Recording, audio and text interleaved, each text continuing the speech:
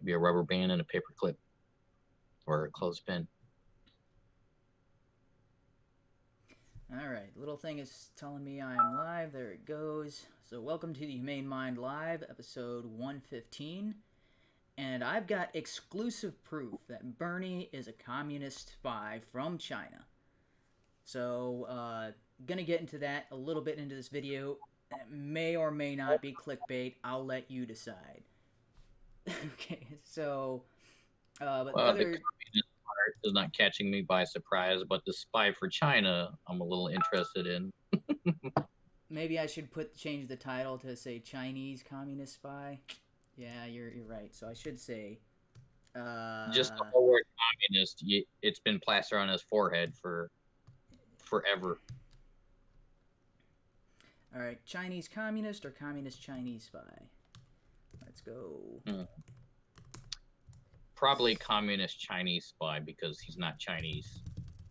Yeah, I was trying to think of which. Okay, spy from China for China. Maybe. I mean, I don't know. I'm not even sure what you're talking about. So, Uh, I, it, yeah, whatever. Okay, I changed the title. Hopefully that doesn't mess everything up. But okay, the other topics we're going to be talking about: Bizzaro Greta, which this has been going around. Apparently, this has been going around for a couple of months, but I was not aware of it until this week, and then it's everywhere.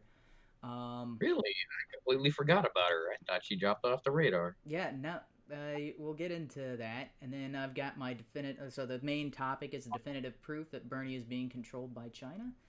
And again, I will let you decide on whether that is clickbait or not. And then Biden said what?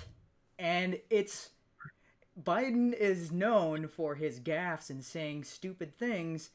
And this is an interesting take that came out this week. That it's yeah, uh, it's it's things that he said, but they're not necessarily gaffes the way Biden would normally make a gaff. I'll get into that.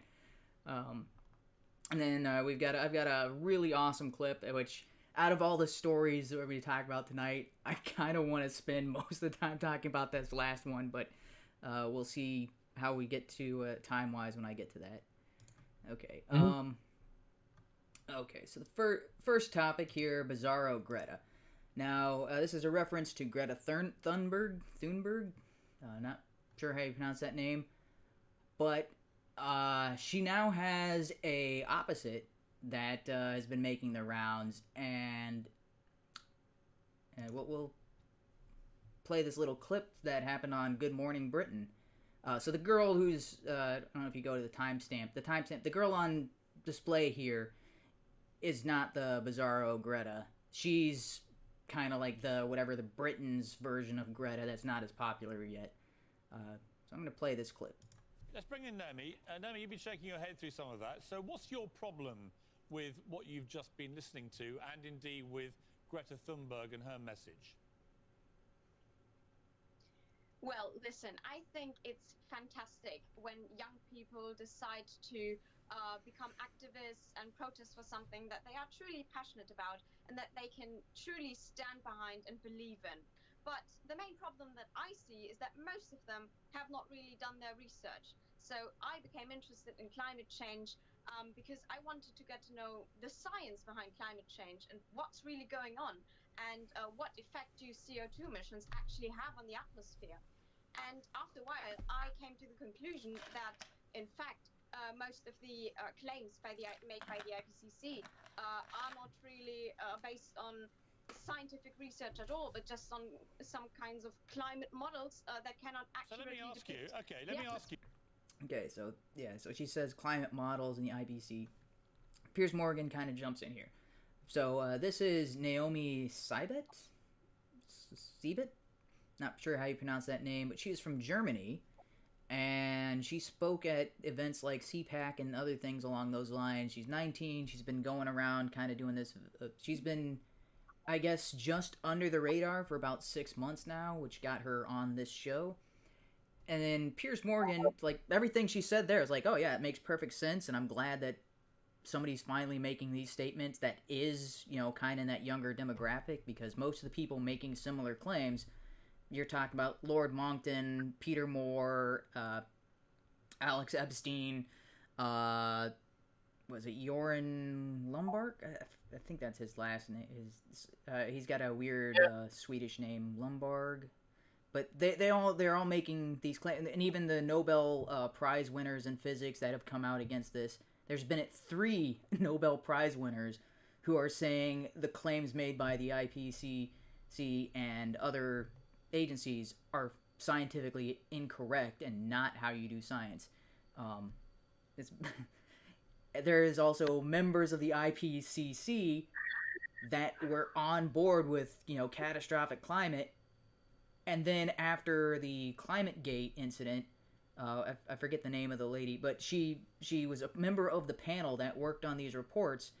And then it was the ClimateGate incident occurred, which, if you're not familiar with ClimateGate, that's emails were released under the, what's that called? The Freedom of Information Act, where organizations were communicating with each other and telling other scientists to exclude data from their models or from their reports, because Really?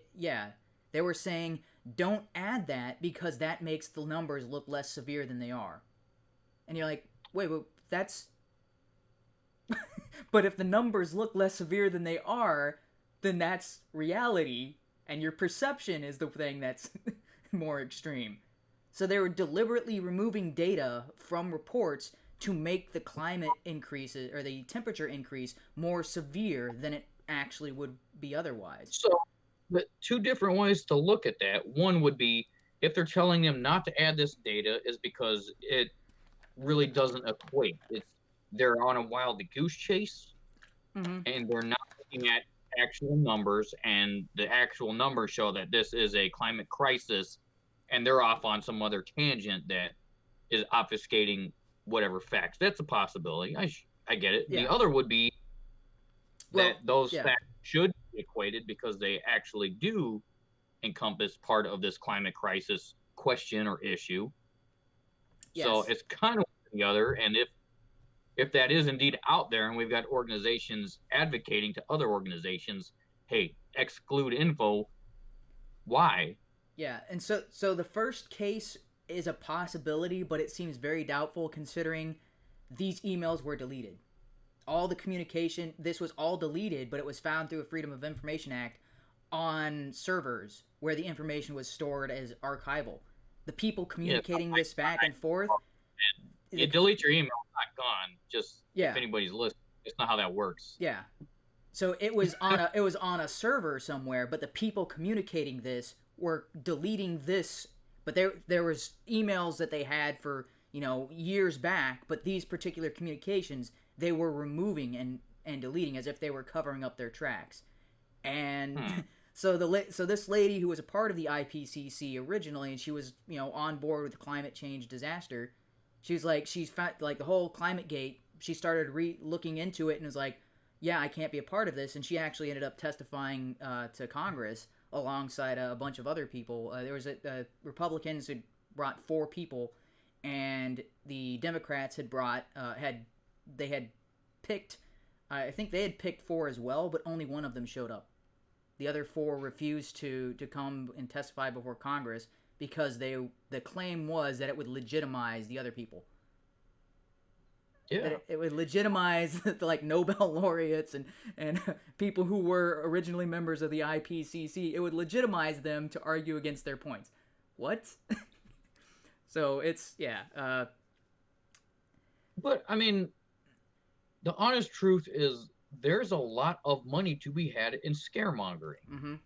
If you're in the right category, you're in the right group, you're in the right company, or have the right line of productivity to where this can boost your economic revenue, then yeah, you're going to take that tactic, push forward how much your products are needed or how much your services are needed.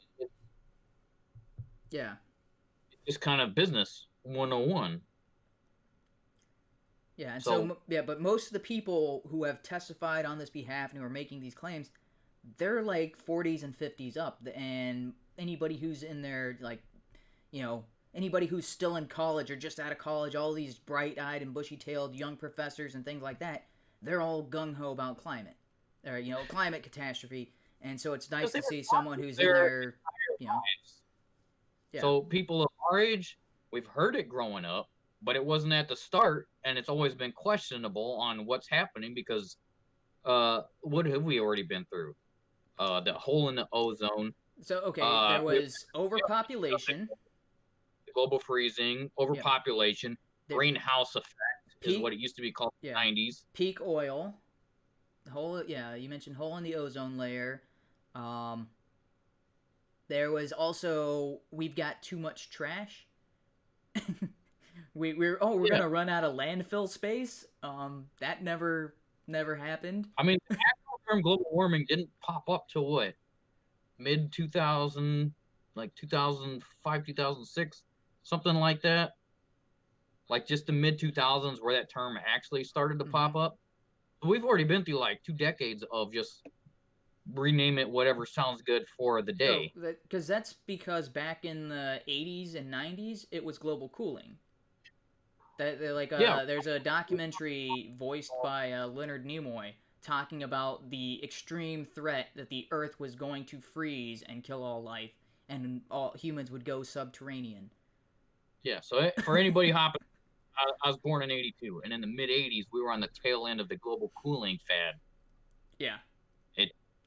It went from that to all of a sudden, now it's, nope, turns out we're wrong. We're actually polluting the atmosphere towards warming up, which we have created a hole in the ozone, and so they banned hairspray, spray paint, aerosols. Styrofoam. Styrofoam became banned in quite a few areas. Yeah. And it turns out, like 15 years later, the hole closed up and went north because it's part of the normal process of the planet and has nothing to do with us at all. And it wasn't a hole, it was a thinning, which meant the atmosphere was thicker in other areas of the globe, and it was thin in that particular area. But it was... it had nothing to do with the gravitational pull of the fluctuating poles of the planet. Yeah. It had nothing to do with human activity.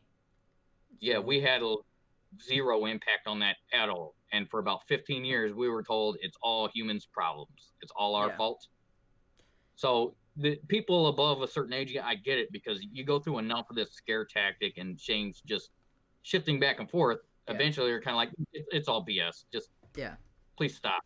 So I've heard enough. Yeah, so this is something that's a little more rare, is seeing someone just out of high school or in high school who's kind of like, it's either nonsense or it's theoretical, and you're using theoretical as if the theory is fact. That's not how you do science. Theoretical climate has been so far off for decades. Not even close. Yeah, and the IPCC still uses their models to predict climate changes and climate, what the climate's going to do in 10, 20 years.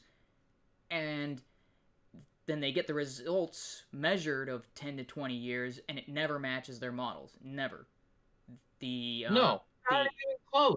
So the current models that actually have been more accurate, they all predict the moderate temperature increase that would be expected when leaving an ice age, because we are leaving an ice age. That's that's what I grew up under. I was like, and within the last couple hundred years, it's tapered off, and it's just slowly kind of reaching a pinnacle, an epoch. It's just we're starting to approach when it balances out, and that's the normal temperature of the planet.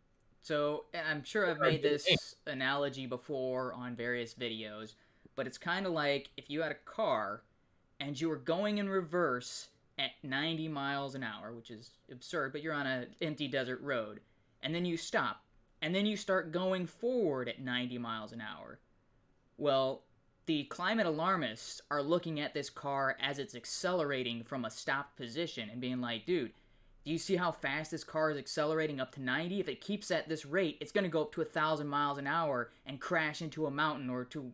And you're like, wait, what? And you're like, yeah, well, I mean, 20 years ago, we were going in reverse 50 miles an hour. And then, and you're like, what? It's almost like a 2 mile an hour increase. Yeah, and they're looking at us like, oh, that's it. And you're like, what? things, if you were going in a negative direction, you stop and then you start going in a positive direction, and you're looking at the time frame of when it was negative to when it's positive, and you're like, this keeps up at this rate. And I'm like, well, scientifically, nothing can keep up at this rate. It's physically impossible for it to keep up at this rate. So the thing that, okay, and I don't want to get too much off climate change. You know, we've had discussions on this before, but the thing that makes no sense is in the Industrial Revolution happened back in the 1800s, like quite a while ago. Yeah, and all the way up to the 1970s, when we had the most scientific, accurate calculations and what was available in climate models, everyone said we were on a global cooling. Yeah. And this extended up to the early 80s when that finally started to die off, and then they changed their minds. Yeah. And so we've already had over a century of coal and smog and whatever else being tossed out from the Industrial Revolution in Europe and in Western countries to find out that there's a hole on the other side of the planet that turns out we had nothing to do with. And they're taking these minute measurements from the last, in 5 years, the temperature has risen, blah, blah, blah.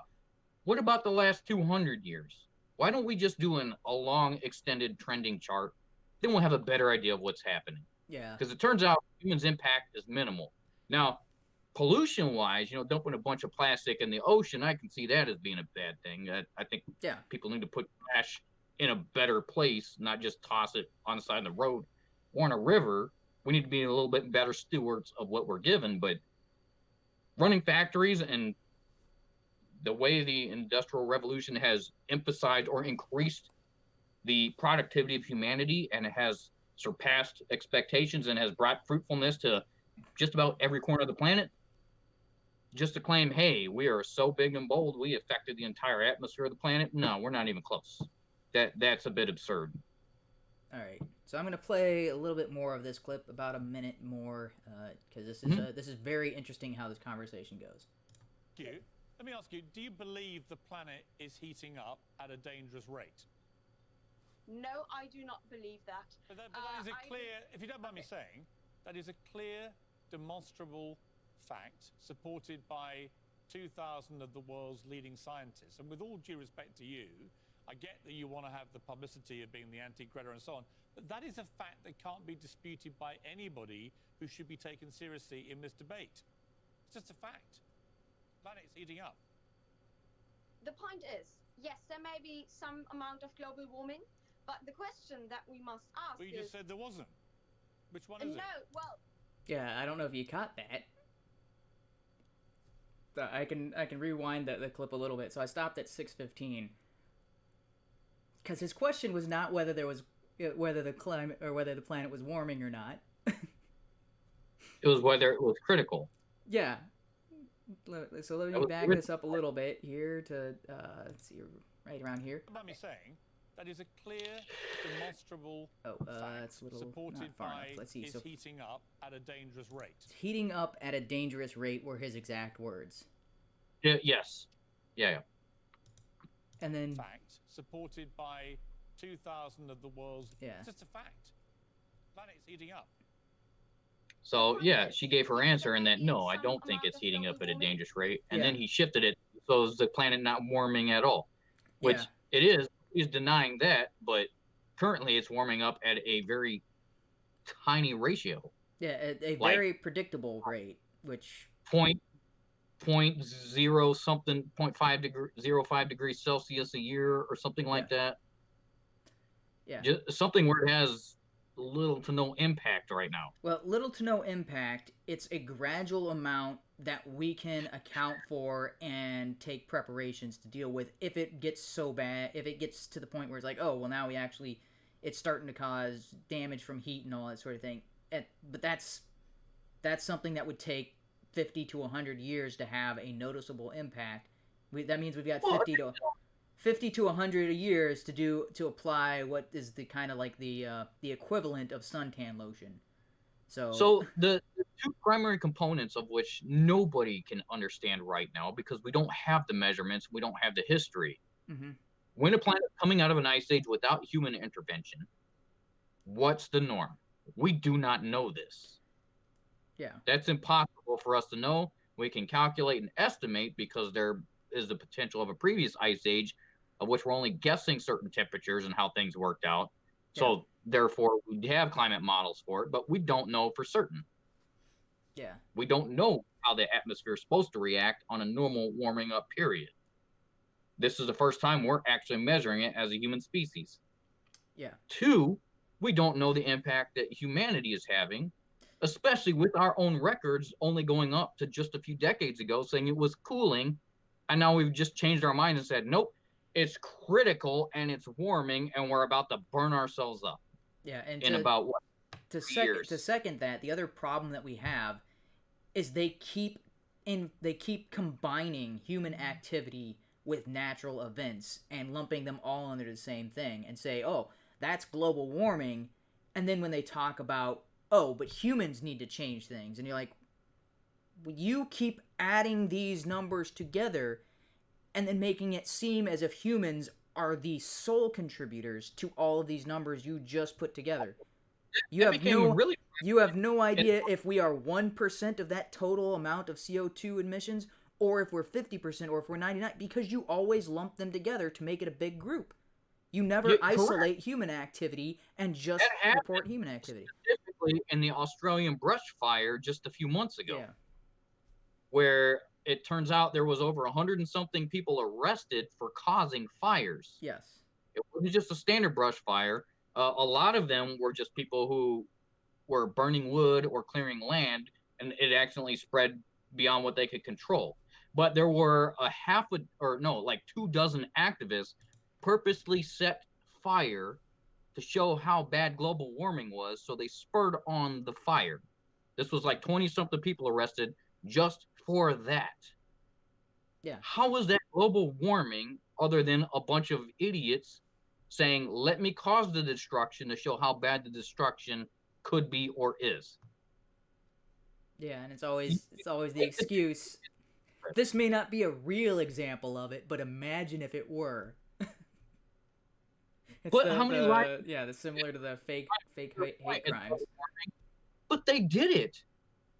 Those Mm-hmm. 20 something, those 2 dozen people, the fires would not have spread as bad had they not been there to begin with. Well, here's the other thing: is the 27 people who got arrested as part of this, that doesn't get reported. That doesn't make mainstream. But the fires themselves, that gets mainstream, and that's why these people do these things. Was it the Academy Awards? People are talking about the fires in Australia. Bunch of nonsense celebrities. Similar to the hate crimes. These hate crimes or these hoax hate crimes make national news, and then they were proven to be false. That gets a little footnote. Oh no, this person actually did this to themselves, and they got arrested for it. That's a little side note and a little. But the main article saying, "Oh, this victim was a victim of hate crime," that's front page news, or that gets a whole 15 minutes on the public access channel, and then it goes nationwide. Jussie Smollett, right? That was national news. They were making this big deal of it, and as the more and more facts, the story got smaller and smaller. The more it looked like, oh, this guy's not really with it, and the court case is open against him, and he's now being charged again. And that got no coverage in mainstream media and most places. And you're like, yeah.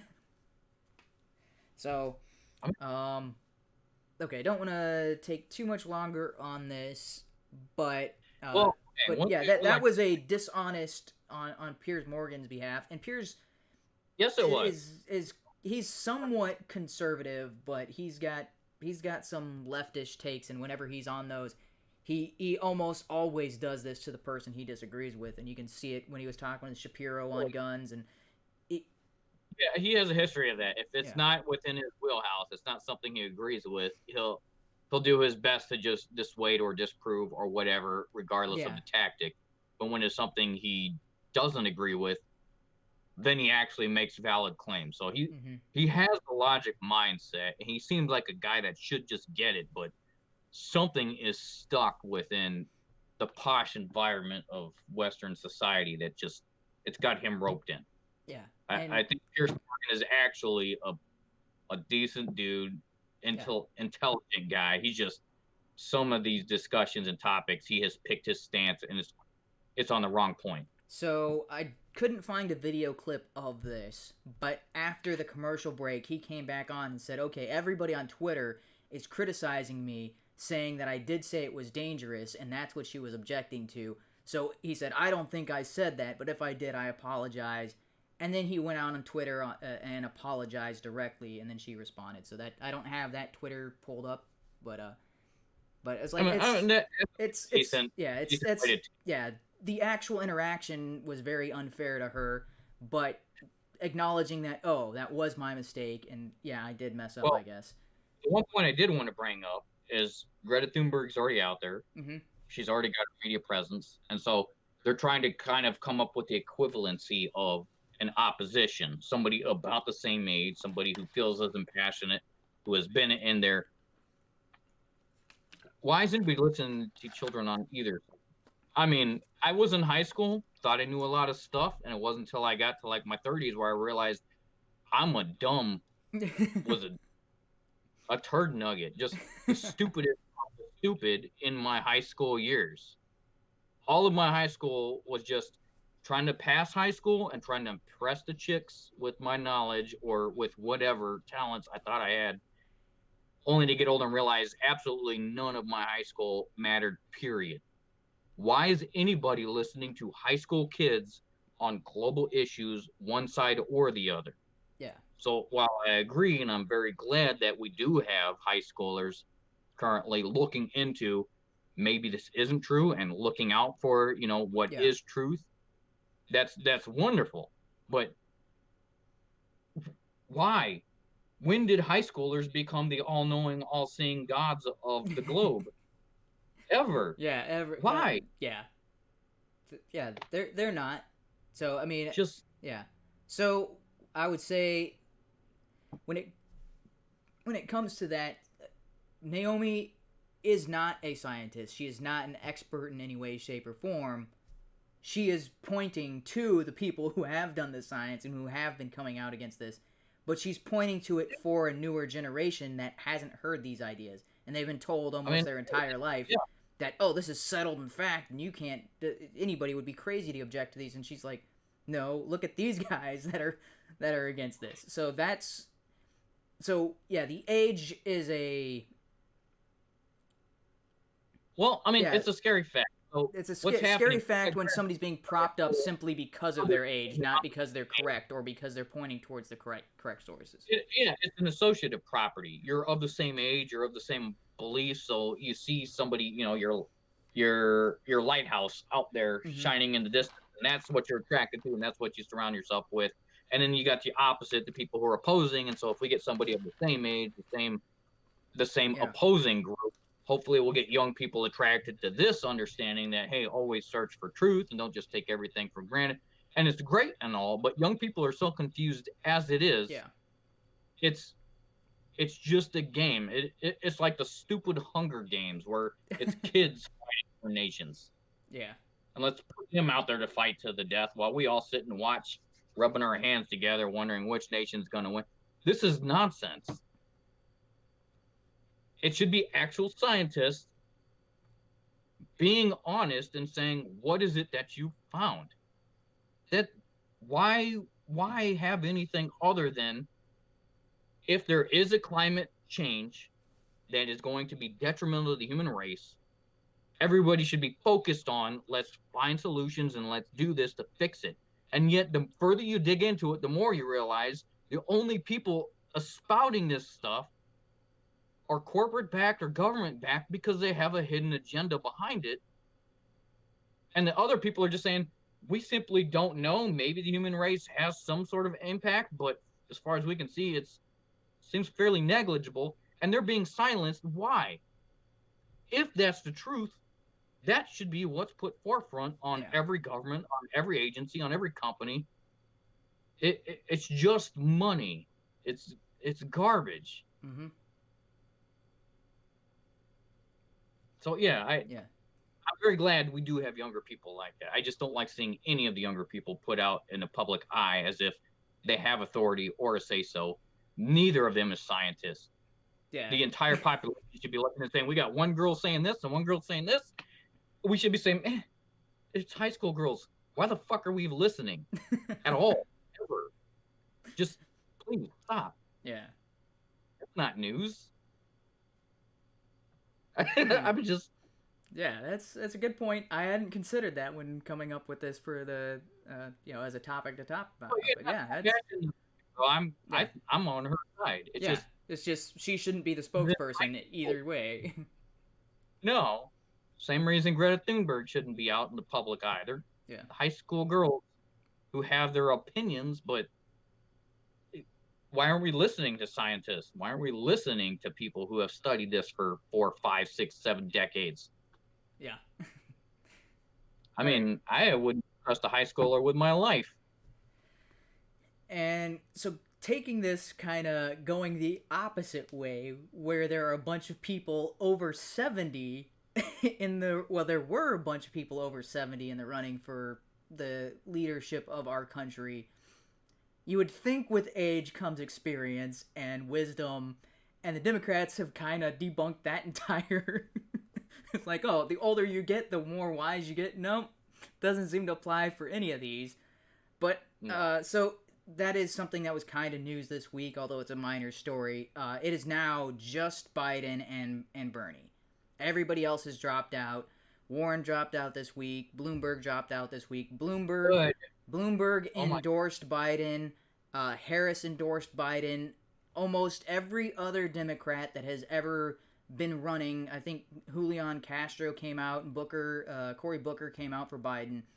The only one who hasn't taken a side is Elizabeth Warren. But as I was looking over these, but something struck out to me as I was going over the names. Buttigieg, Warren, Booker, Harris, Klobuchar, Biden, Bernie? One of these is not like the other. And that got my gears going, and I was like, everybody else goes by their last name. Bernie doesn't go by his last name. Why is this? And then I started thinking, okay, this is Xi Jinping, president of China. And Xi Jinping is Winnie the Pooh. Right? There's a well-known fact on the internet. I've got these pictures of them side by side.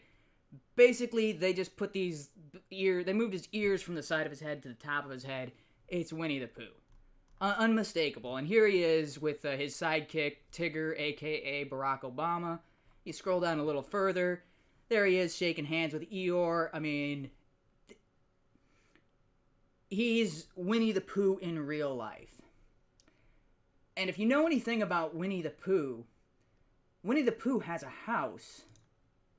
And that house, above the door, Mr. Sanders. Boom. Winnie the Pooh is living inside Bernie Sanders' head. That means the president of China has full access to all of Bernie's thoughts. He's controlling them behind the scenes. Thank you. This is a bit of a stretch. I got one for you. Well, why was Piglet looking in the toilet? I was looking for Pooh. He was looking for Xi Jinping. That's better. I mean, they're both along the socialist mindset, so yeah. But I just saw that and was like, that is a weird coincidence that Winnie the Pooh's home says Mr. Sanders, and I'm like, why does Bernie not go by the last name? Why does everybody call him Bernie, not Mr. Sanders? Oh, they call him Bernie because we have Bernie's. His entire campaign is influenced from that 2-movie series of a dead guy being manipulated by 2 white dudes. Yeah, but I would say currently that seems a little more appropriate for Biden. It should weaken at Biden's, but every other presidential candidate is always their last name. We don't call him, it's not Donald, it's Mr. Trump, President Trump. It's Trump. Trump is the last name. Trump is what Bernie Sanders. is that extreme uncle who's trying to be hip with the younger kids, and the younger kids all call everyone by first name until I they guess. actually get a job, and then they start calling everyone by last name. And There's Bernie. no way, Oh, and Bernie has never had a job, so okay. dude, who's his last name, bruh?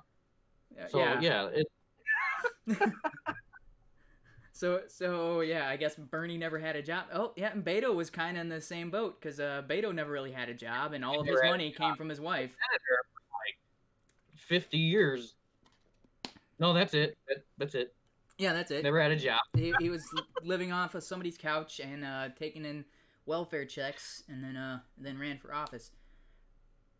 But yeah, I just yeah, that was a. I know it was a stretch. It was a tinfoil hat shenanigans, but I thought it was funny. So okay, here's the odd thing, and I'll just bring this up. Out of all of the candidates, well, at least DNC, from what I can see from Trump, he believes the stuff that comes out of his mouth, and half of it's great, it's fantastic, it's the American spirit, and the other half you're like, please get off social media, just stop, disappear, please. So I think that's all Trump. It is just him. Mm-hmm. I think he's being honest. It's him being Trump. Out of all the other candidates, Klobuchar was the closest I could see to being realistic, at least within the latter. Yeah, she seemed like a real person. It was her thoughts, her ideas. There was no record of her saying one thing and then doing another, or saying one thing 20 years ago and then now having complete opposite position without telling anybody. Oh, that's because I learned this, and that's why I changed my position.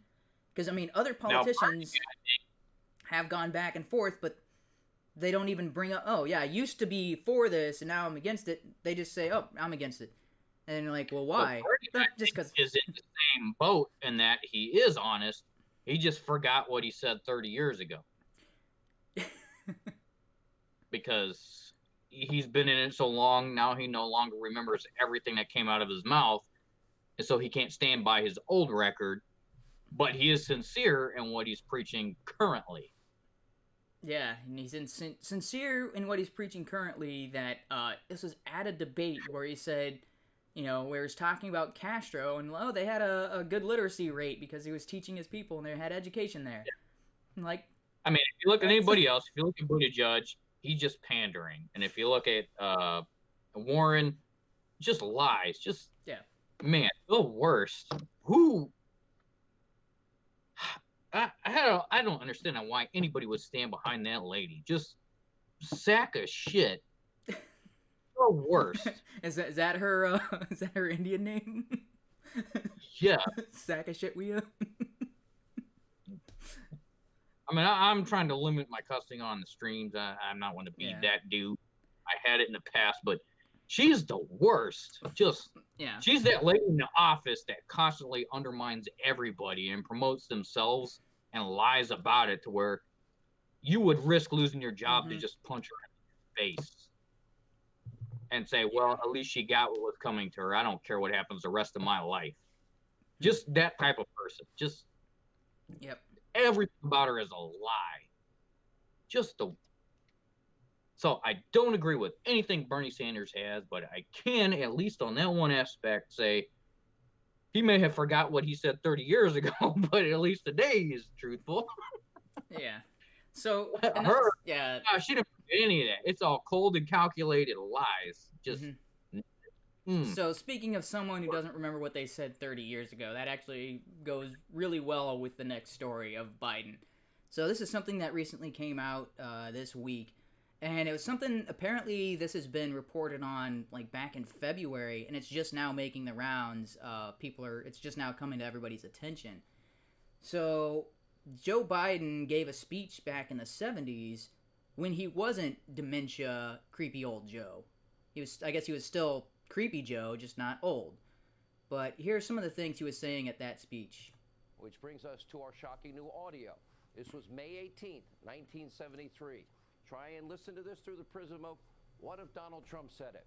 Now then, Senator Biden gave a lengthy speech to the city club of Cleveland. Video not available. Confirmed with them that in fact these are his remarks. What? It was also covered by. Now let me send you the link. That's the one that ends in E equals L. Sorry, what? Right? YouTube watch V equals O. Yeah, the Oh, 32. Yeah, try that. Does that not work? Should work. Let me double check to make sure that I didn't erase no, anything. Which Okay, there it is. Yeah. So I'm about 3 minutes 40 seconds in. Cleveland.com and Breitbart and other news sources. He bragged that politicians were more moral than doctors that save our lives, lawyers, and even Indian chiefs. Can't make this up. Take a listen.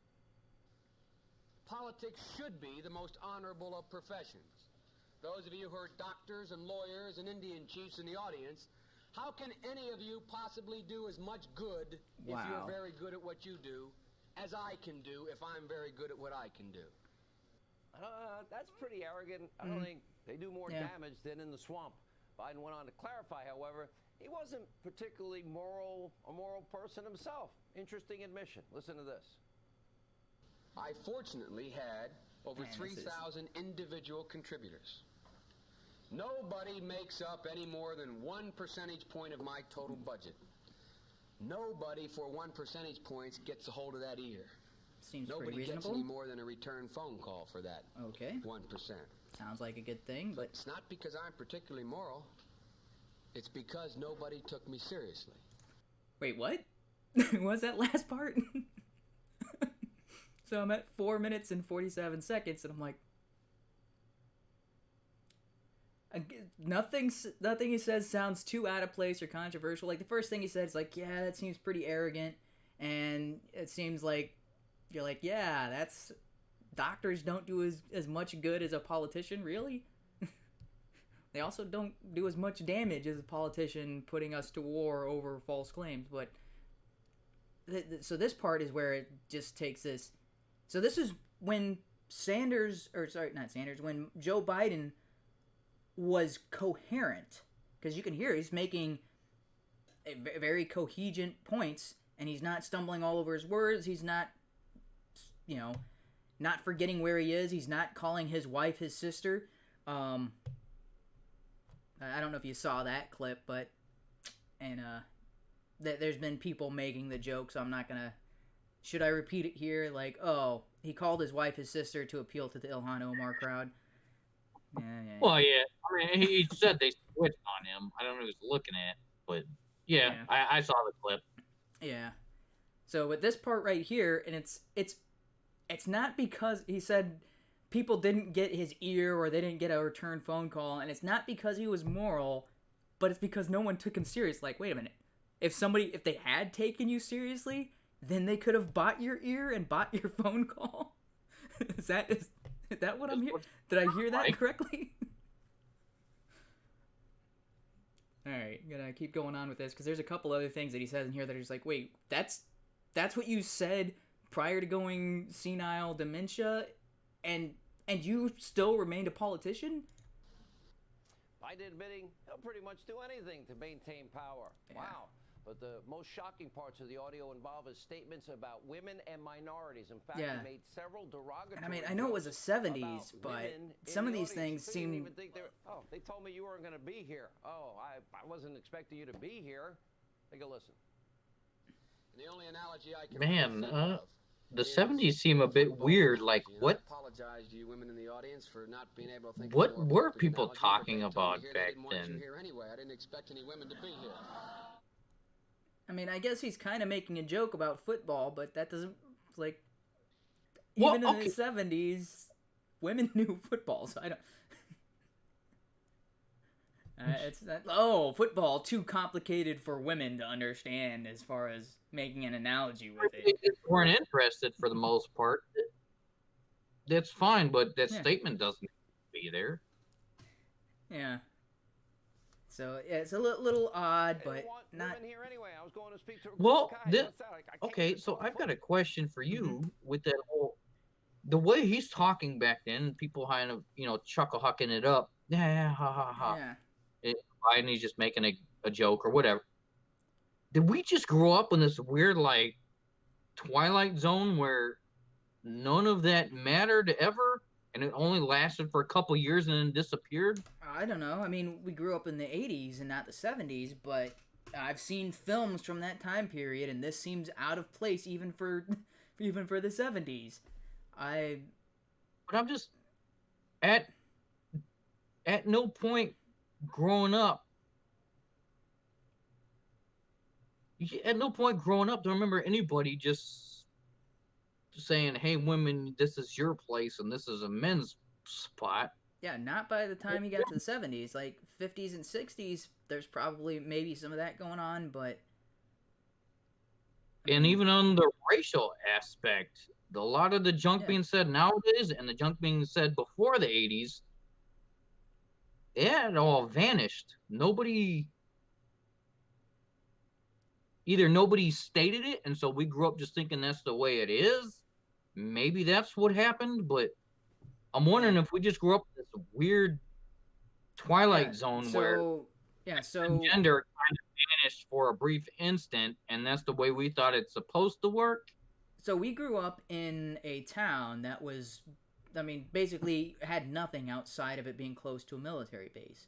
And so if you look at the personnel on that military base, all over the place. I mean, Hispanics, blacks, whites, people from Middle East. all over. Yeah, people from all over there for their military assignments. And our dad was in the army, and well, I mean, so I don't know if he was quite a civilian, but I do know he worked on that military base as a firefighter, and he worked alongside people who were not white.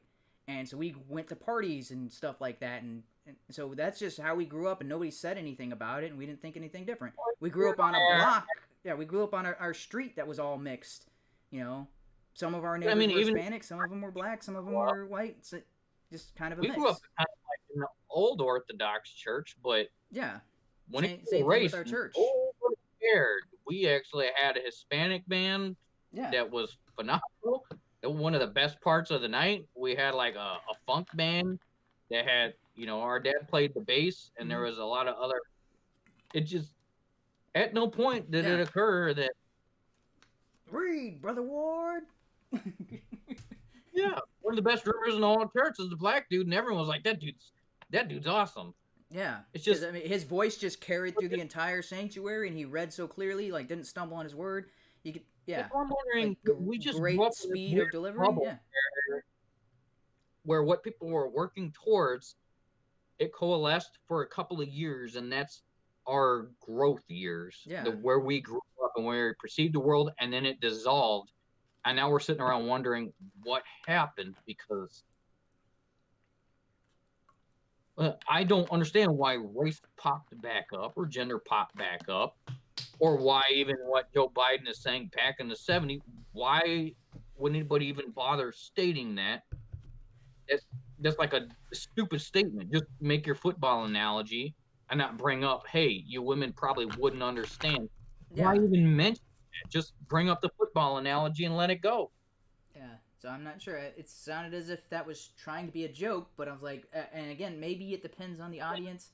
I don't know, but it seems like this information coming out now is like, and I know this was 70s, so you can't hold them to the standard. But this is this kind of stuff. They're going back to recordings of Trump, and like Sean Hannity was saying at the beginning, is like, yeah, imagine if this was stuff that Trump was caught on record. This would be playing 24/7 all over media. Is like, hey, this guy's an evil racist and he hates women. And it's like, this is your front runner saying these things, and he's saying these completely in his rational mind and thinks and thought at the time this was okay. He was already a senator at that point. Yeah. And so if you look back at whatever Trump spouted out over the last couple of decades, not even close. They don't have recordings of that because those conversations never happened. Yeah. So the only thing they got on him is the tape where he's saying, you can, when he's talking about groupies, they'll let you grab them by the pussy. And it's like, that's all you got? Decades of public life? That's all you got? And yet there's all kinds of recordings of Joe saying crazy things on tape. The bad thing is, if I were to look back at my own life and the locker room talk that I had with just the other dudes throughout high school, that comes as across as a conversation of a dude who has no fucking clue what he's talking about. Yeah. Just Yeah. a guy who's trying to sound cool and hang with everybody else. It's like, oh, boobs are the best, and Yeah. I like. Yeah. So That's what. my locker room talk is pretty much the 40-year-old virgin. Bags of sand. Yeah, that's what I equate that statement to, because in high school, dudes are just on edge constantly. It's common just to pop a boner like 5 times a day, easy, just because Oh. you see your fellow female classmates walking by. It just happens. You're at your prime, you're at your reproductive peak. It's when it starts to come to fruition. Your brain starts running on, Hormones. kind of that testosterone. Guys are not at their best at that age. I'll just point that out. You can have your great thoughts, you can still be a good person, and you can still not act on those, but pretty much every guy at least has some sort of thoughts as to what they find attractive and what they wish they could do, or situations that would be beneficial, then whatever. So then when you get a bunch of them trying to one up each other on their stories, the stories just go nuts, to the point of sometimes you're just like, that's either gross or not even possible, and I don't know why you're saying that. Or hey, you banged 2 chicks last year, hey, great, high five, you're the hero of the locker room. And you're like, nah, or it's like, that didn't happen. Well, you could imagine. Yeah, so who knows? Locker room talk is all over the place because guys are either trying to preserve their egos and one up one another, or maybe they've actually engaged in whatever activities and their libidos are just going crazy because they're young dudes, and it's so the tough part about being a guy, and I don't think it's addressed, and this is going to be a side tangent, is how quickly your thoughts and your mind and your drive goes, especially right after puberty. I mean, just a girl leaning over to pick up a stack of books, and all you can concentrate on is, whoop, she leaned over, and there's a butt. And that's all you can see for like the next hour. That's high school. That's what people do. And the vast majority of dudes don't act on it. They're not trying to be crass. But I mean, it's just like your eyes are drawn to it, your thoughts just suck to it, and if you're not distracted by something else and you're not stuck in a little cubby somewhere where you're not looking at, your fellow high school, women or girls or whatever. Yeah. High school age. But once they're in that sphere, that becomes a large part of what's going through your brain at all times. Yep. And not just the high school girls, also the teachers. How do I not say something stupid and just talk about their bodies or their looks or whatever? How do I just keep myself from saying something dumb and have at least some preservation of being a decent human being? You're like juggling this 24/7, just all the time. It's so hard to address. And I don't know if girls go through the same thing, because it doesn't quite seem like it. It seems like girls get these weird, fetishes, or, hey, there's the hot guy in school, and they all group together and giggle in the corner. Just personal experience. It happened, to pick their subject for the week, who they all find attractive and discuss it. Dudes, it's just like, it could be anybody. I mean, just... We don't actually care what you look like. I mean, obviously, we're going to be attracted to who we think is attractive, but it could just be anybody leaning over, opening a locker, drop some books, standing up tall, back to stretch, and all of a sudden your chest has popped out. Sorry, my eyes are looking right at it. Can't help it. Don't know how to stop it. You shouldn't have leaned backwards and stretched in front of me. No, and then some of them did it on purpose, like that. There were oh yeah there were some girls who on and knew how to kind of manipulate the environment. But I mean, just it is so weird, is in that guys are perceived as the masculine and the dominant and the guys who have the physical prowess, right? And the kind of that drive and that oomph, but how much they are controlled by little head, especially during that time period, to where their main brain just it I don't care what your main brain is screaming. When little head says let's go for it, everything else poof, it's out the door. Say and do stupid things, and you're like, later on, you're like, why did I do that? That was the Yeah. stupidest thing I could have done in that situation.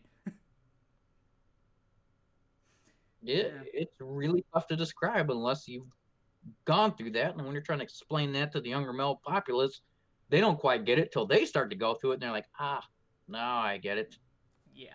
And there's no real fix for it. There's Nope. all you can do is just tell them, just don't be an a-hole, don't be a jerk, and don't listen to Littlehead as best you can. It's like no other advice. Yeah. Alright, so there's a little bit more of this, but Football. So I'm You gonna go can't ahead and possibly play. know anything about football. Oh, Can yeah. you imagine if any Republican said this? The hysteria in the media mob, it would be nonstop. The coverage would be apoplectic, outrage. Because I think moral, because there's selective one outrage, more as it phrase that I'm usually waiting is. for him to There's say. one more. One but- point in the speech. Biden singled out a woman in the front row. Oh, okay. asking a So question. this, Listen to this. there's two more, I guess. Senator, I find you very articulate. May I ask I find to you the very best? lovely. Come on up front. The rest is not very good. That's what I thought. That's why I tried to compliment you. I thought I'd scare you out of it. To the best of your knowledge, Senator, do you believe that the Democratic Party has ever been involved in something as atrocious as bugging? Sure, yes. Yes, I do. But bugging isn't the question, kiddo. Yeah, kiddo. So, I have no idea what bugging is in this scenario. The only thing I could think of is possibly a reference to Nixon. Yeah, that's where I was. That's the only place my mind wandered. I don't know what. I guess it depends on the time frame of when that was recorded. 73. So I don't know. So I was like, Wait, when did Watergate happen?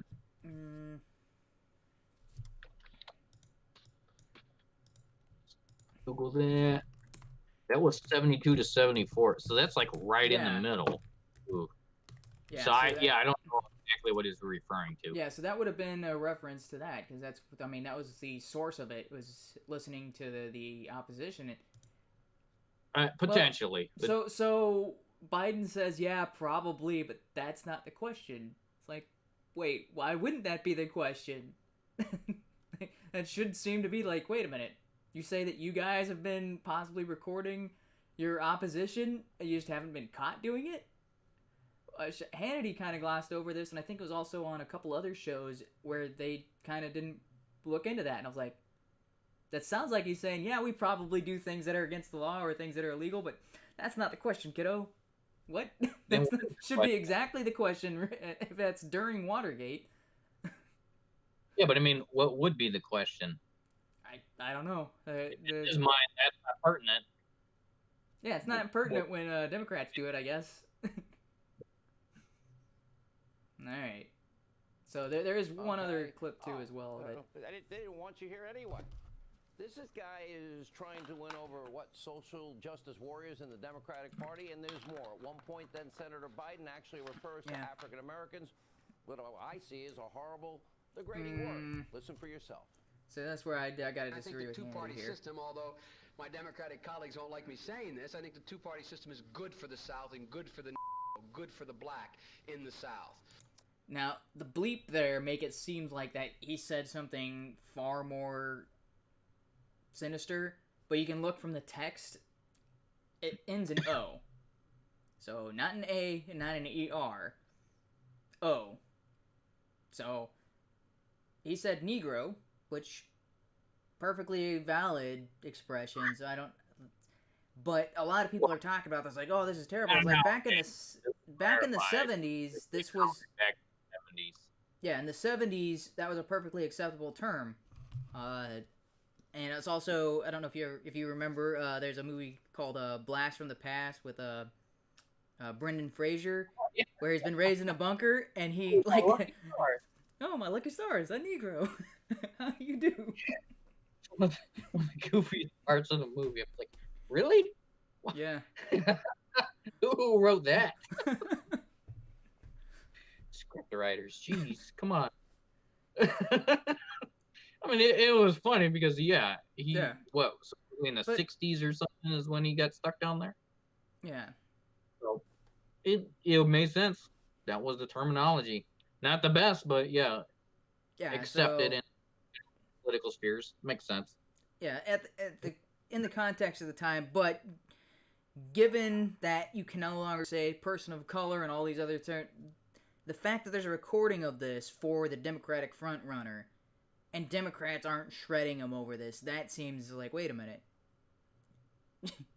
You guys have shredded people for saying person of color instead of, or saying colored person instead of person of color.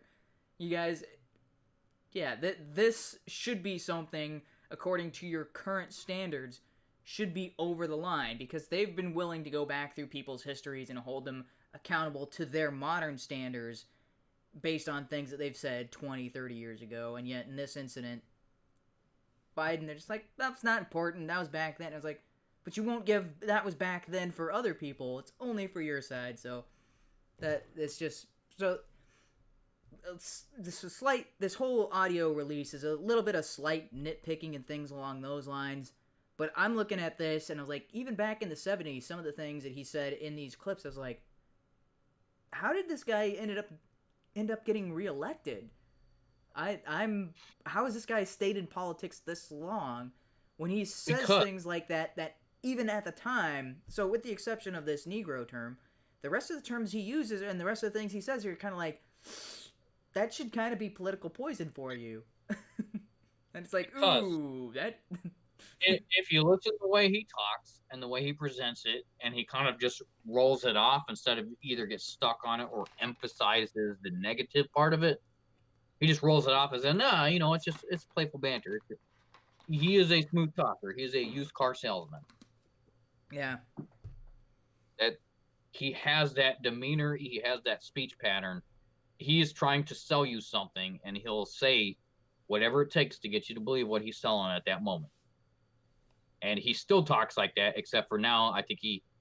now he can't keep it straight. A little bit of actual dementia, I don't know, because he can't even speak English half the time. You know the thing. Yeah. Oh, man, that...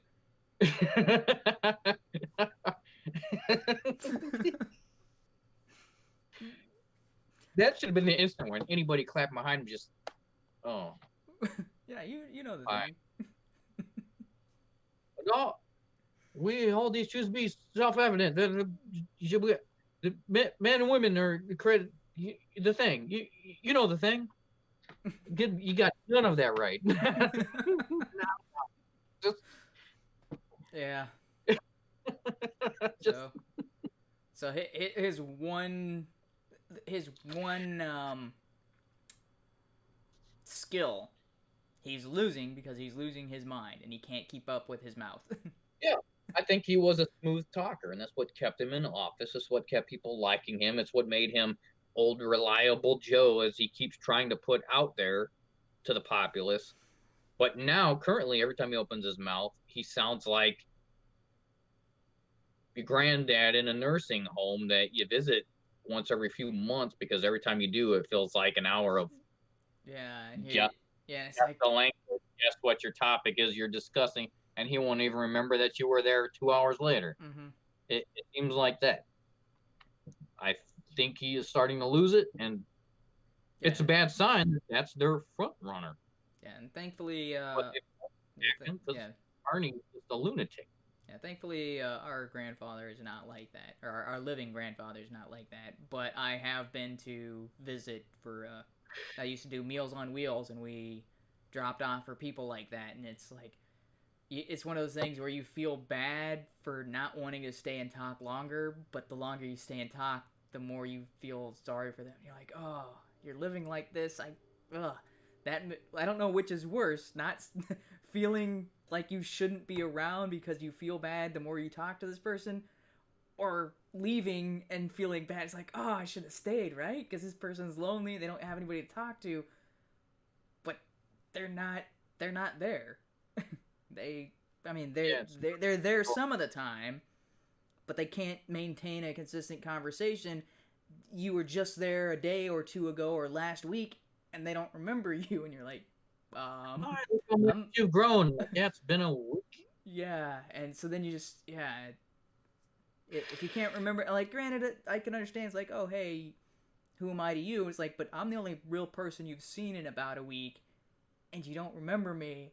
I've been coming here for, what is this, 3 months in a row. Yeah.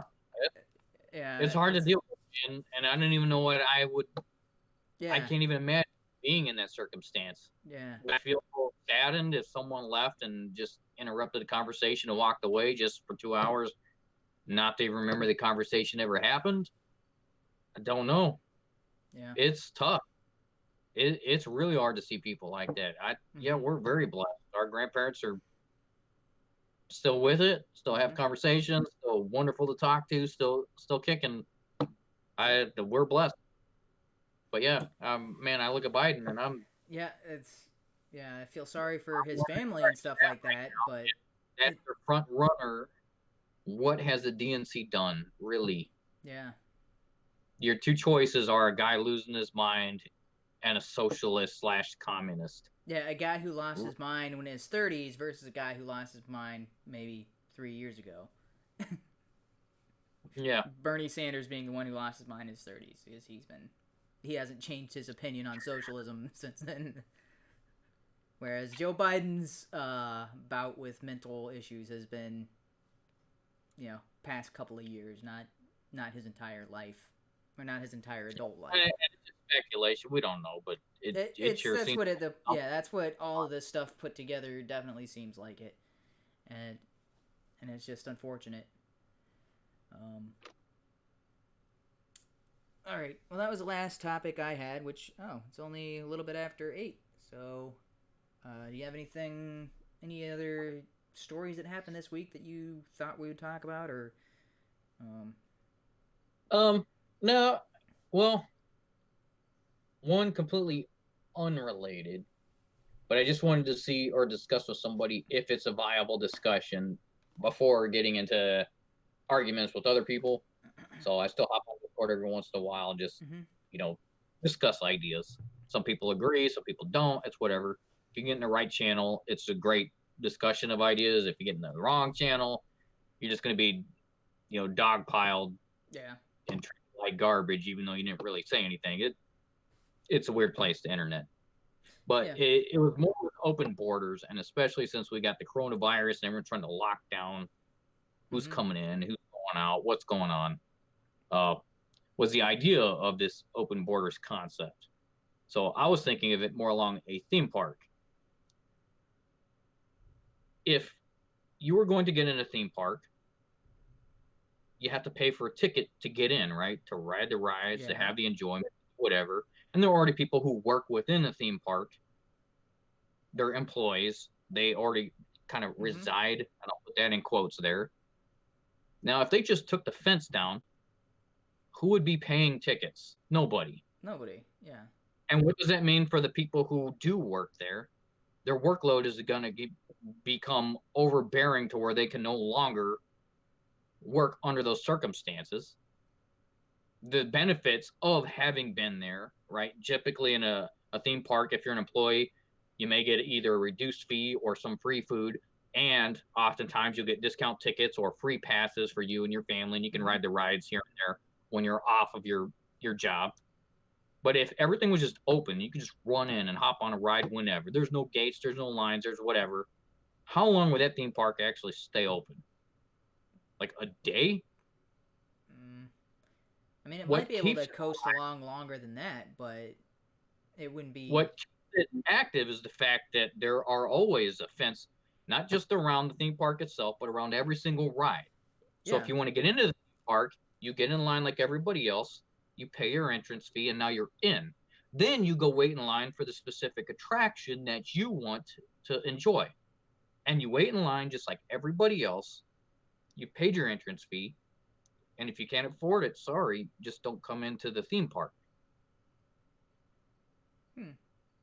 It seems kind of related.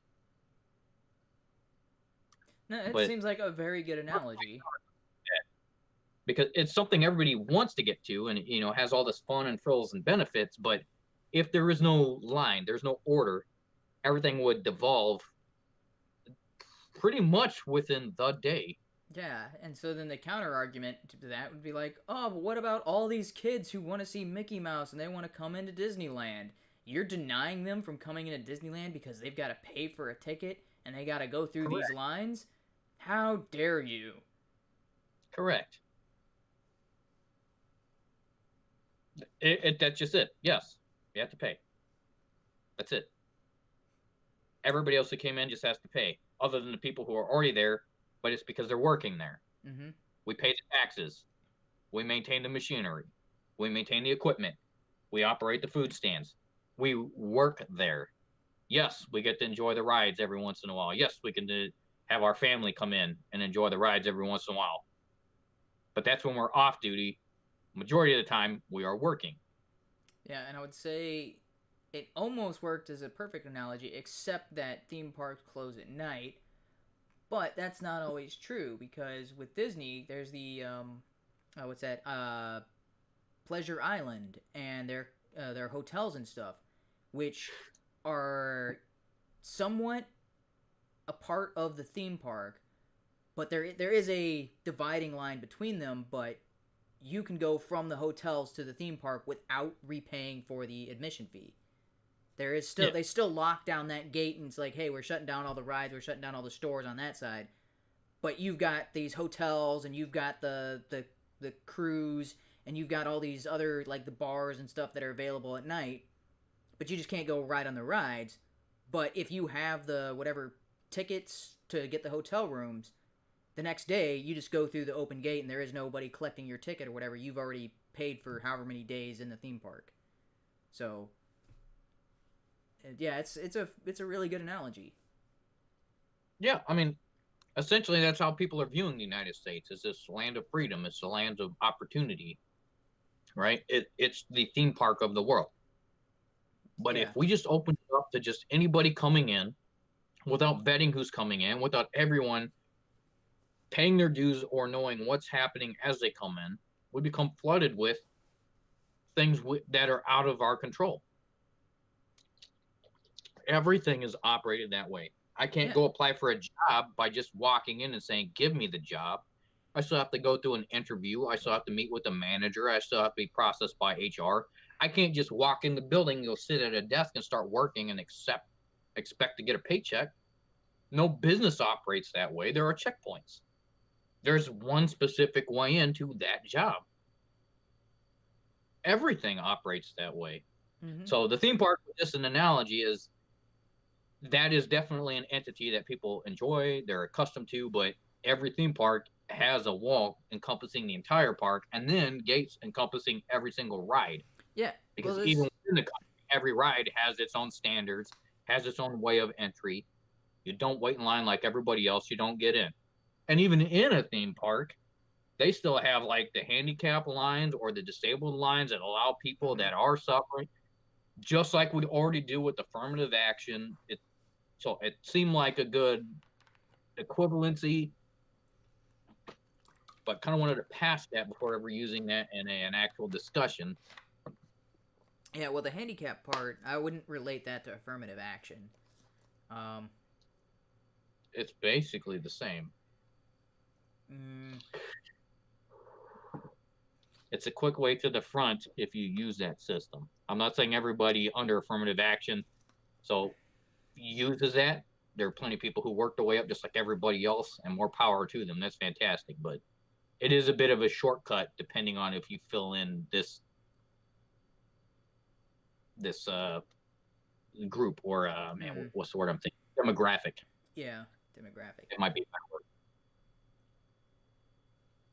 I mean, essentially, that is affirmative action nowadays. Yeah. The original cause, I think, we're already done with. The country already understands. Yeah, you don't segregate men or women or whatever gender. You don't segregate race. there is no benefit. There is nothing to gain by segregating like that at all. And in fact, all you're going to look towards is fines and possible legal or lawsuits.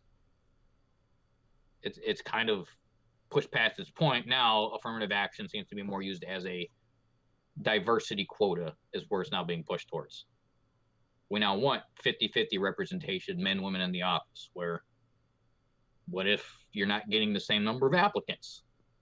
Or same thing, diversity of hiring within ethnicities. That all depends on your applicants. Wanting to stick more towards that idea of this affirmative action dogma, I think it's kind of played its course.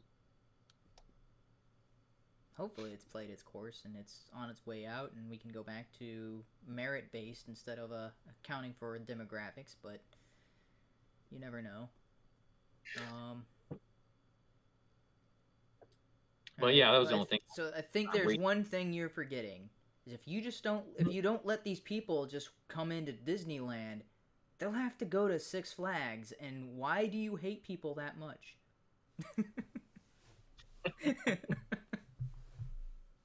That's why a scalp outside of the gate selling $2 shirts saying, "Hey, at least you can say you've been to Disneyland." We've been to Disneyland, Six Flags, and Islands of Adventure, and my favorite of the three is Islands of Adventure, which makes me wonder, now that Disney owns Marvel, do they own Islands of Adventure? Because half of that theme park was all Marvel based. Yeah, like the Hulk roller coaster. Well, no, technically, ride. The Hulk is still Universal, as far as I'm understanding. Hulk is on loan to Marvel because after that movie with Edward Norton, they were like, "Yeah, we can't go anywhere with this." So yeah, I think Universal and Sony owns Spider-Man. Not wanting to do with Spider-Man. Yeah. Universal just basically said, "Yep, go ahead and use the Hulk. Just pay us royalties." Yeah. Where Sony was like, "I think we can build a franchise just off Spider-Man," and they tried like twice, and they twice were semi-successful. But I mean, ultimately, the MCU Spider-Man just who cares about what came before it? Yeah. The way Spider-Man is supposed to be, and he fits in with all these other badass superheroes. So it's a mixed bag. But yeah, I think Hulk is still technically owned by Universal. I don't remember if there was a buyout or not. Yeah. That's the one Marvel franchise they bought, and they managed to keep reins on. But that's also why there was never an individual Hulk movie. Like, of all the other Avengers, there is no Hulk movie other than that first one that came out a couple months after the first Iron Man. Yeah, so that was before they had really solidified Marvel and the MCU. Yeah. And even since then, it's because Universal owns Hulk. They're not going to spend a ton of money on a whole movie invested on another movie company's property. Yeah. So we're not ever going to see a Hulk movie. Hulk is just included, but Universal's happy because they still make a boatload of money. Hulk's still pretty awesome. All right. So it's a good thing we're wrapping up early, but maybe this will go on for half an hour. Who knows? But I found this over the weekend, and I can't believe I didn't know about this before. So the last video clip that I sent you in the links, and this is from 2016, but this is my favorite new thing that I found out this weekend.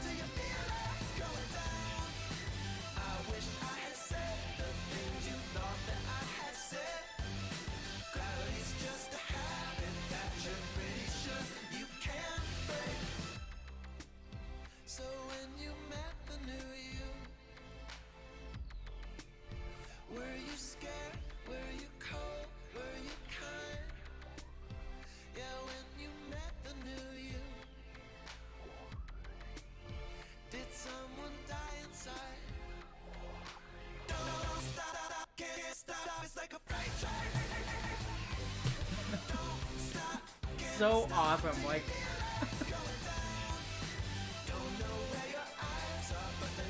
Okay, go. yeah, this Went is from the Technos to zero G. Man, freaking I have my mouth amazing. the whole time. I'm like, "Ah, this is awesome. It just keeps getting better and better the whole time. It's ridiculous. I mean, man, yeah. I mean, the music I'm gonna have to analyze a bit more, Oh, dude. but Yeah. it seemed to fit right with the video and just how many takes did that take? That just 22. oh, that's awesome. I wonder how many they messed up just because, so they could do it again. That looks like so much fun. That looks pretty awesome. Yeah, it's. Leave it up to those guys to do a one-shot video with okay. I mean, man, I thought the treadmill video was pretty amazing. Oh, yeah, and the Rube Goldberg too. But this is just like the best they've ever done, and it's. How can anybody top this in a music video? Well, yeah, and the music just comes blasting out right when you see the zero G hitting. Yeah, pretty nice find. I haven't actually been keeping up with those guys. I didn't know they had any new music.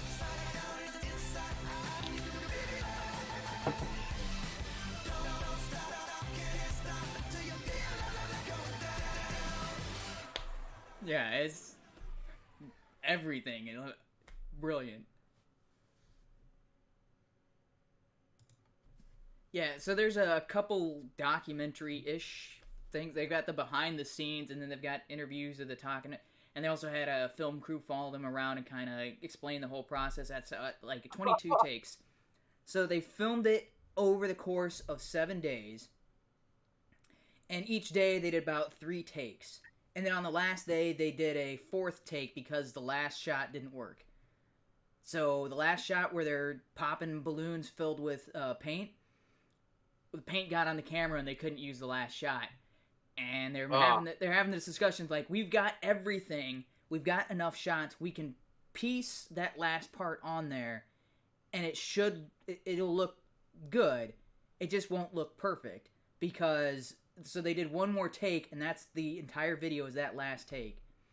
And so the way it looks seamless, like it's all one solid take, but there are 5-minute gaps in between each gravity anti-gravity scene, where they just had to sit still for 5 minutes. Then gravity came, then they lost gravity in the plane. And then they filmed about 20-ish seconds, and then got back into position, and then held that for 5 minutes, and then got back into it's so watching some of the behind the scenes is like, dude, that is nuts. I got to about half, and then the flight attendants got up and started doing like these weird helicopter split kicks. I was like, oh, this is so awesome. Man, that looks amazing. I want to be in that party. Man, it looks like a ton of fun. Yeah. Looks like fun, but supposedly not as fun as it looks, but because being nauseous and they're on drugs to make them, yeah, they're on diazepam, something like that, right? That the motion sickness medication, they're on high doses of that the entire time to make sure they don't puke during the making of. Oh man. Yeah. And so it's what, like 7 segments all pieced together to make one seamless looking video, and they had to do that 3 times a day. So that was like. So they're up in that airplane like 3 hours at a time doing this, and that's just gotta wreak havoc on your system, but they got this amazing music video out of it. And so this kind of goes into usually I'll just end the clip with something really cool or something uplifting or cool, and there's not too much discussion, but I think this kind of ties back into some of the stuff I was talking about over the past couple of weeks regarding Taylor Swift. And so I don't want to go on a big long tangent about her, But these guys are pretty leftist. When you listen to their other stuff, they do a lot of charity work. They support a lot of organizations that I wouldn't necessarily agree with. And they do a whole lot of, something. There's usually some kind of blurb or something at the end of their video or something that they'll work into a song. And I'm like, but my point is, that's how you do activism.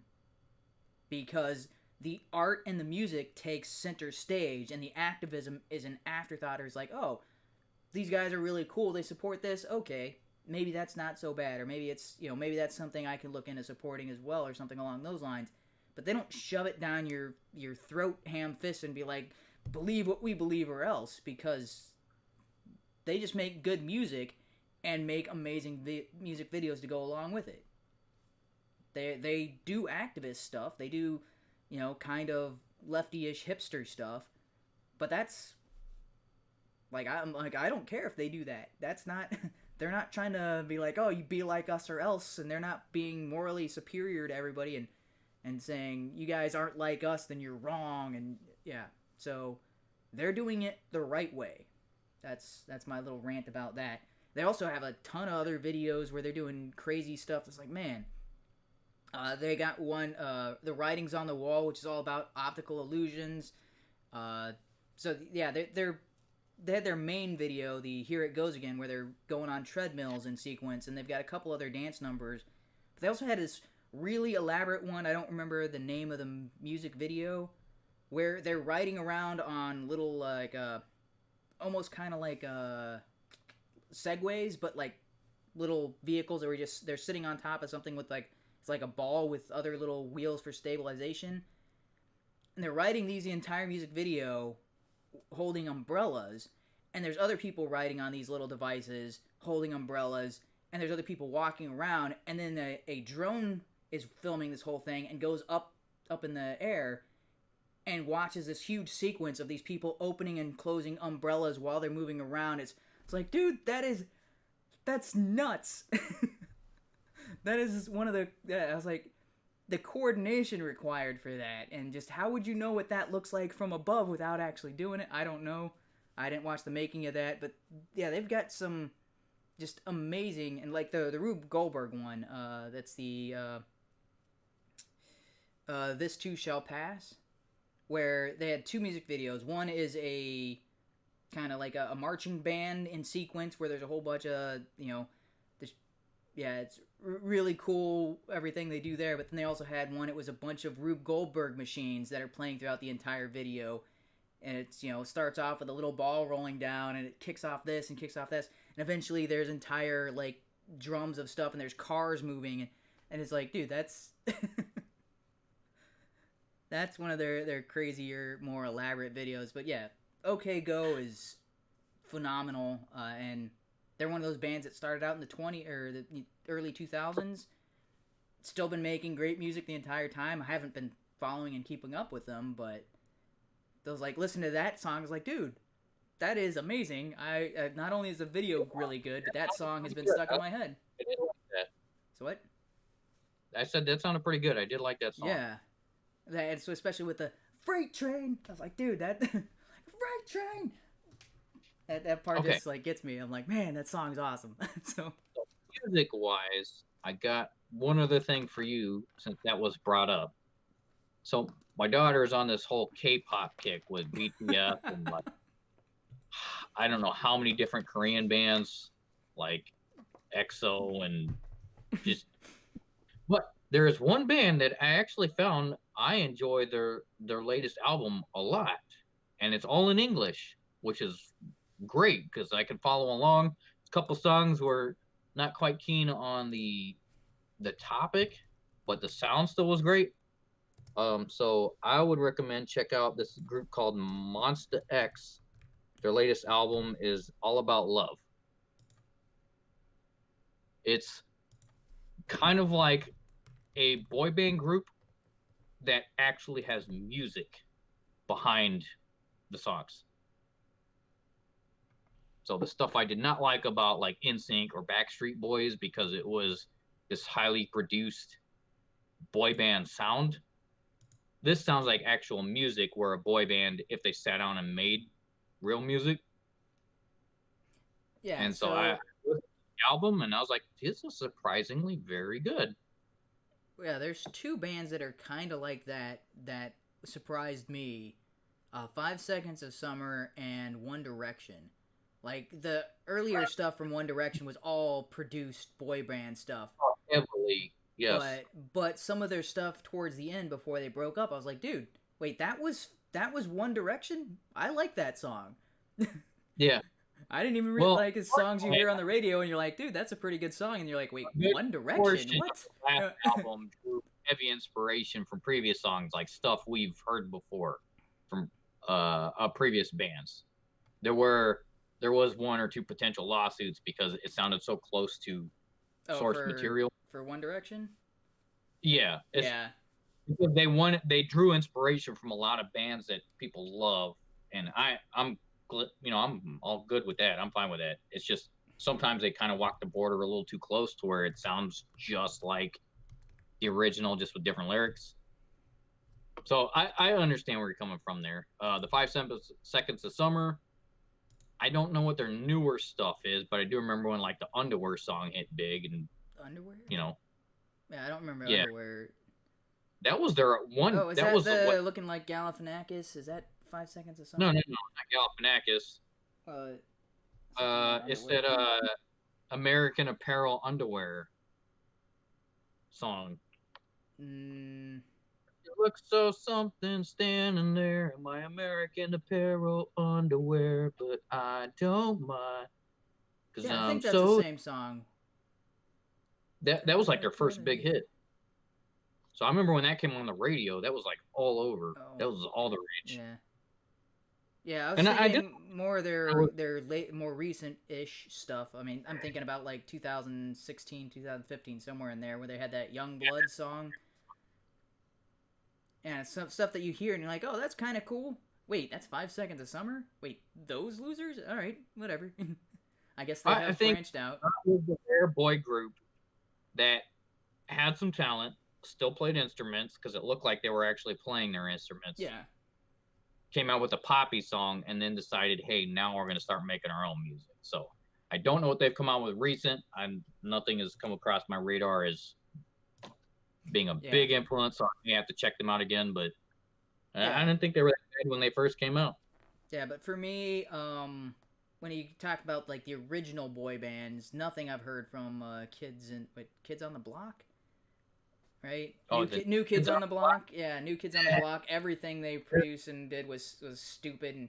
And In Sync, I really enjoy Justin Timberlake's solo stuff for the most part, but In Sync as a group, I can't stand.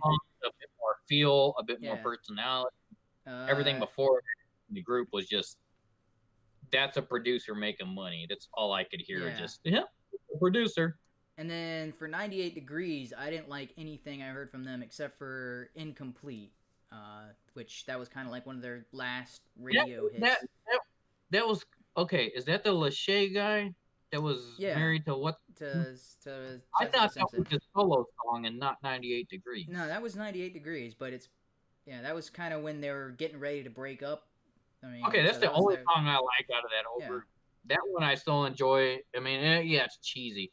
I put that in the same bucket as like Aerosmith's Armageddon. My eyes. It's like that level of cheese to where it's cringy, but still has some nice tones, and you can still feel. Oh, Don't Want to Miss a Thing. That's the name of that one. Yeah. Because that's not real Aerosmith either. Yeah. It's just both of those are. It's like if a dude was writing poetry to try and get laid. You can just hear it in the lyrics. but it's a little bit better done than most songs. Overall, it's an okay effort. Fine. Maybe you can get laid tonight, I guess. It's one of those. Yeah. Yeah, so it's kind of like Plain White Tees, the Hey There Delilah, which if you listen to the other song, like I like Plain White Tees as a band overall, but Hey There Delilah is the song that sounds the least like their other songs. Oh yeah. And that's the big hit that all the girls were swooning over. Oh, it's so romantic, and it's so, I'm like, it's good. I kind of like Boomerang better. I kind of like What's the other one? I like that other hate one that I really, really don't like you. Yeah, hate Whatever. is such a strong word. Yeah, Yeah, I like that one better. yeah, But I mean, it's more of the music quality there. yeah. So yeah, I would say maybe branch out, take a look at Monsta X. Yeah, I got it pulled up on Spotify. I'll listen to that album at work tomorrow. All About Love album. I think that's something you could play in the background and say, that's just actually not too bad. This sounds like music. Yep. But the rest of the K-pop, I don't know, it all sounds like club music to me. It's noise. Yeah, but There's a couple of BTS songs. I'm okay. I can take that. That sounds good.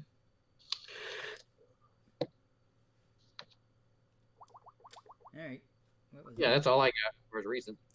Yep. So that was it, and I kind of want to play this video again, but I don't want to.